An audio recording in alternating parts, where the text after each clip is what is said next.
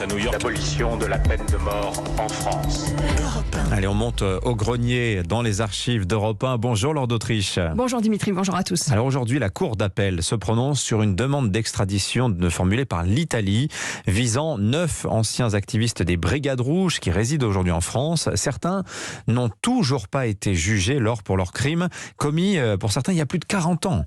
Oui, les Brigades Rouges commencent leurs activités en posant des bombes dans les usines et en incendiant les voitures de dirigeants. En décembre 69 a lieu le premier attentat marquant le début des années de plomb en Italie. Une bombe posée dans une banque à Milan fait 16 morts. Scène racontée au téléphone à l'époque par ce témoin. Où est-ce qu'elle était, la bombe? Dans le salon de la banque. Vous pouvez me dire si la bombe a été placée par des organismes politiques?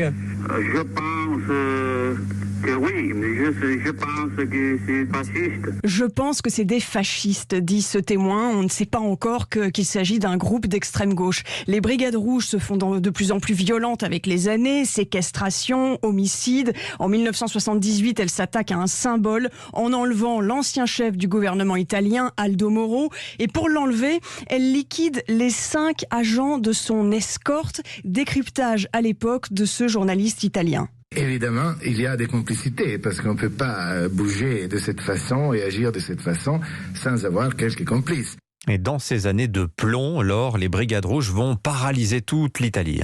Oui, l'Italie est à l'arrêt, les magasins fermés, les rues désertes, comme le raconte en 1978 le journaliste d'Europe 1, Jean-Pierre Joulin. 30 000 hommes sont sur le pied de guerre.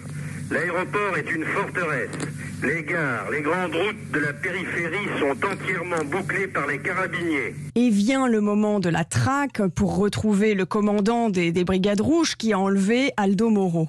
Des centaines de perquisitions sont effectuées dans l'espoir de retrouver l'un des véhicules utilisés par les ravisseurs. Et près de 2 mois après son enlèvement, Aldo Moro est assassiné par les Brigades Rouges et son corps est retrouvé dans le coffre d'une voiture. Alors plus le temps passe, plus les Brigades Rouges semblent étendre leur toile.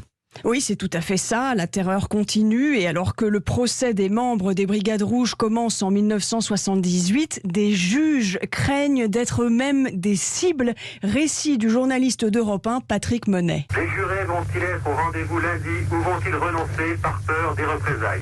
8 ans après leur création, les Brigades Rouges restent tout aussi mystérieuses qu'à leur début. Nous ne connaissons ni leurs membres, ni leur structure. On découvrira que les Brigades Rouges sont à 70% des ouvriers et des étudiants qui sont très impliqués dans les luttes sociales, évidemment. L'État italien ne semble plus avoir de défense. Les services d'espionnage ne fonctionnent plus. Au fil des années, l'Italie va traquer ces terroristes, dont certains trouvent refuge en France, où ils tentent de faire oublier leur passé. Et l'Italie continue aujourd'hui de demander l'extradition de certains d'entre eux. Merci Laure d'Autriche, à suivre sur Europe 1 dans la prochaine demi-heure.